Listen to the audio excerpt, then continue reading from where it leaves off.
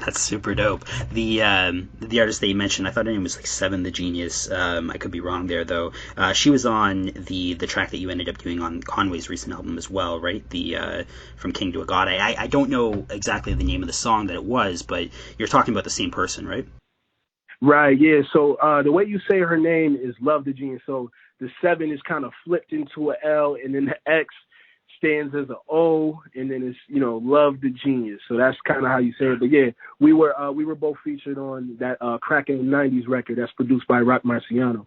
Her verse was excellent. She came in at the end there and she just fucking murdered it. I loved it. That whole album was fantastic. I wanted to talk about that as well, but I guess now's a good time to do so. But how did you end up getting involved in that project? Obviously, you know Conway. Obviously, the album came out in 2020. Did he know that the Drumwork Music Group was going to be a thing, and he was using it to kind of promote that label, or how did those two spots come to be? And did you know that you were going to be on the record on two different features? Because it's a great look.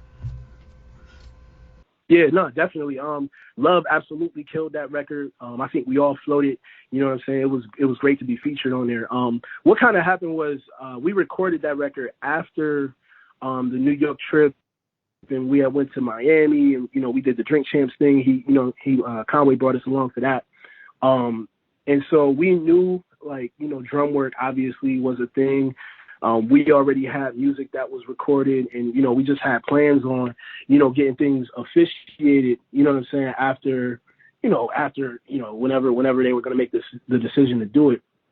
And so it kind of just made sense to throw us on the Deluxe, I guess, in a sense. And so that was how that kind of came about. I got the beat from his assistant. He was like, write something to this, we're going to record it on this day. And that was how Crackin' the 90s was kind of born. And then the other record that I'm featured on the Deluxe is called Stephon Diggs. That came together when we were in Atlanta for the title show, for the Griselda on title show. And he was trying to get tracks together for the Deluxe, and I think it was like the Deluxe was coming out on Friday, and it was on Tuesday. That was when we had wrote Stephon Diggs, and he was in the living room, we was in the Airbnb, and he's in the living room just coming up with some bars for the joint. And as he's doing that, I'm sitting there and I'm listening to the beat. It was a Dancer beat, and I'm like, yo, this is crazy. You know what I mean? Like, I'm just nodding to it, and I was like, you know what? I'm gonna just take it upon myself. I'm gonna write a little hook. And then, hopefully if he rocks with it, then, I can lay it down. And so, I wrote some bars and, pulled him to the side, like, yo, I got a hook for it. Like, whenever you're done, like, I just want you to listen to it. And so he's sitting there. And so he's like, yo, spit your hook. And so I spit it for him. He was like, yo, once I'm done, throw it on there. And then, he got done recording this joint. I threw my bars on there. And man, it sounded beautiful. You know what I'm saying? Like, it sounded great all together. So, that was how I got the second feature on there. Yeah, that was the first kind of introduction on my end of yourself, and just kind of learning about you as an MC.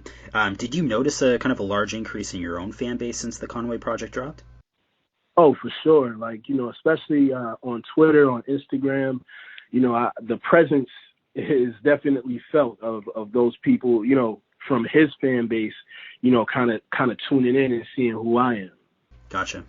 Yeah, I'm in the same boat. Like, I come from, I guess, the liner note era, right? And whenever I'd get home a record, I'd look through the liner notes. I'd write down all the names that I saw on the thank yous or production credits, and go to the thrift store or the record store and try to find as many names as I could possibly find that were on my list. Take it home and kind of do rinse and repeat, right? Try to expand my horizons as much as possible. But yeah, an artist that's consistent like Conway, whenever you hear like just standout guest verses, which I think he would kind of be within that category anyhow, you definitely take notice. Word, thank you. I appreciate that, man, for real.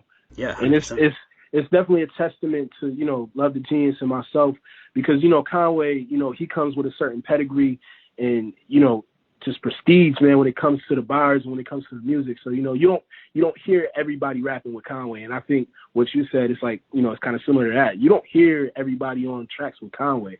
So, if you hear somebody on there, whether it's a verse or a hook, whatever, they got to be coming with something.